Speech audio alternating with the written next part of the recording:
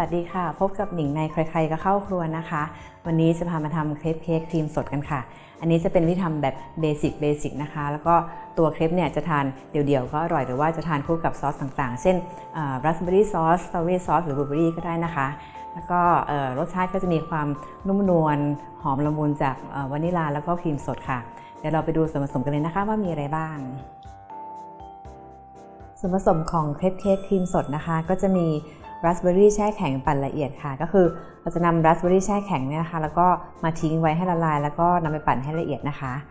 ต่อไปก็จะเป็นวิปปิ้งครีมค่ะแล้วก็นมสด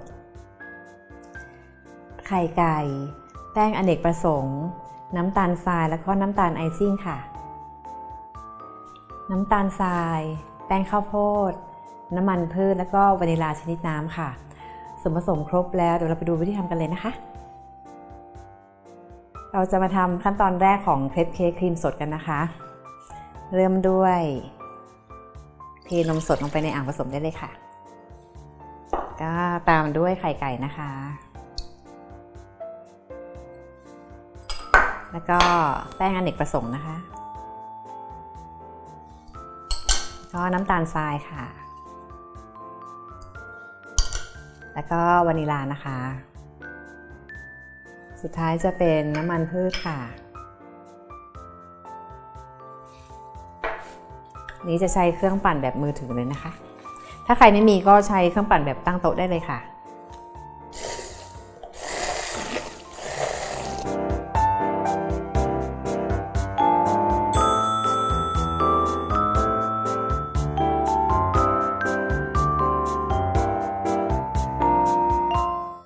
ตอนนี้ส่วนผสมก็เข้ากันดีแล้วนะคะ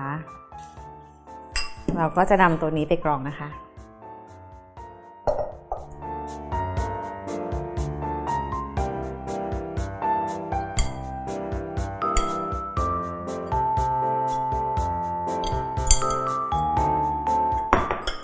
แล้วก็จะนำส่วนนี้ไปทอดกันค่ะเดี๋ยวเราจะมาทอดเครปกันนะคะเริ่มด้วยก็ทาเนยบางๆที่กระทะได้เลยค่ะ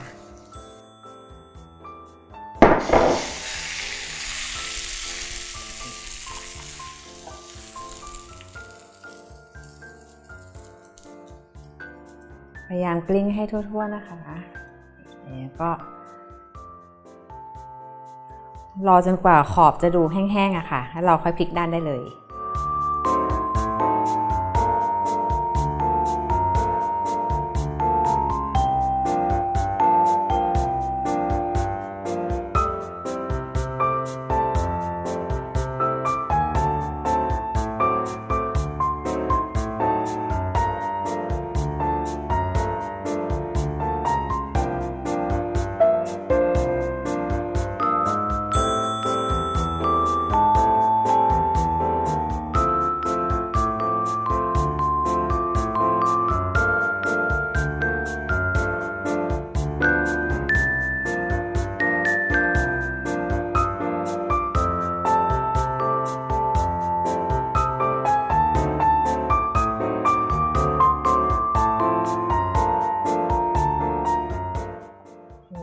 ก็ทอดแผ่นสุดท้ายเรียบร้อยแล้วนะคะเดี๋ยวเราจะนำส่วนนี้ไปพักให้เย็นแล้วก็ไปตีครีมกันค่ะเดี๋ยวเราจะมาตีวิปปิ้งครีมสำหรับสอดไส้เครปเค้กกันนะคะก็เอาครีมสดเทใส่อ่างผสมได้เลยค่ะ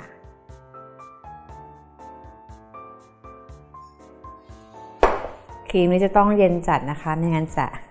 ตีไม่ขึ้นแล้วก็ครีมจะแตกตัวนะคะ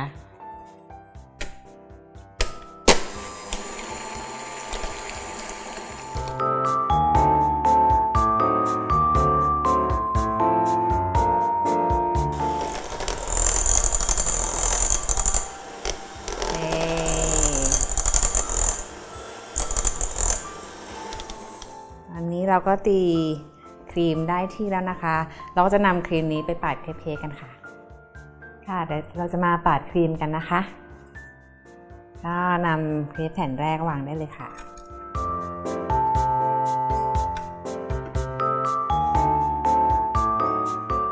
นี่แต่ละชั้นก็จะปาดไม่หนามากนะคะ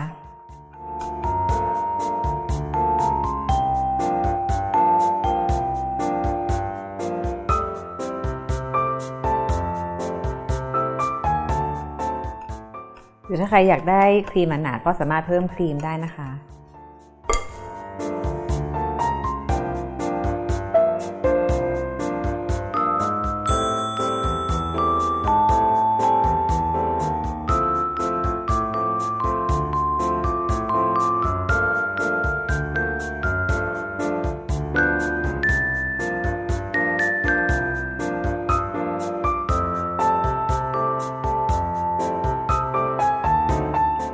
โอเคเดี๋ยวหนิงจะปาดครีมจนครบทุกชั้นนะคะเดี๋ยวเรามาดูขั้นตอนต่อไปค่ะ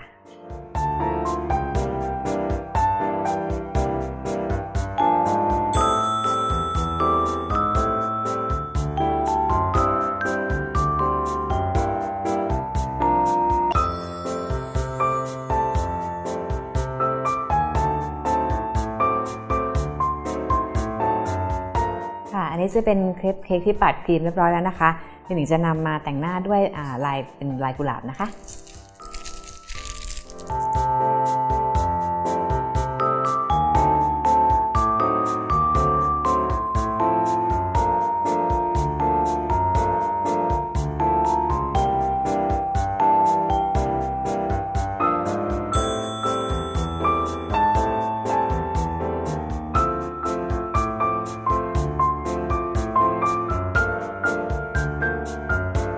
โอเคค่ะเดี๋ยวเราจะนำไปแช่เย็นนะคะแล้วก็ระหว่างนั้นก็มาทำซอสราดหน้ากันเลยค่ะเดี๋ยวเราจะมาทำซอสราดหน้าเครปเค้กกันนะคะก็เทราสเบอร์รี่แช่แข็งที่เราปั่นละเอียดแล้วก็ตามด้วยน้ำตาลทรายเลยแล้วก็แป้งข้าวโพดนะคะเราก็จะใช้ตะกร้อคนไปเรื่อยๆจนกว่าส่วนผสมจะข้นแล้วก็มีความใสนะคะ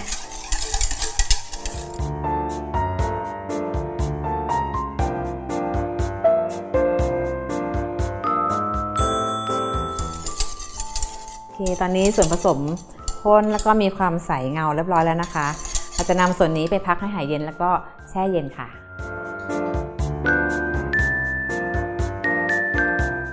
เรียบร้อยแล้วนะคะเครปเค้กของเราเดี๋ยวหนิงจะมาตัดเสิร์ฟให้ดูนะคะเราสามารถใช้มีดจุ่มในน้ำร้อนได้นะคะเพื่อให้รอยตัดจะได้เรียบสวยนะคะ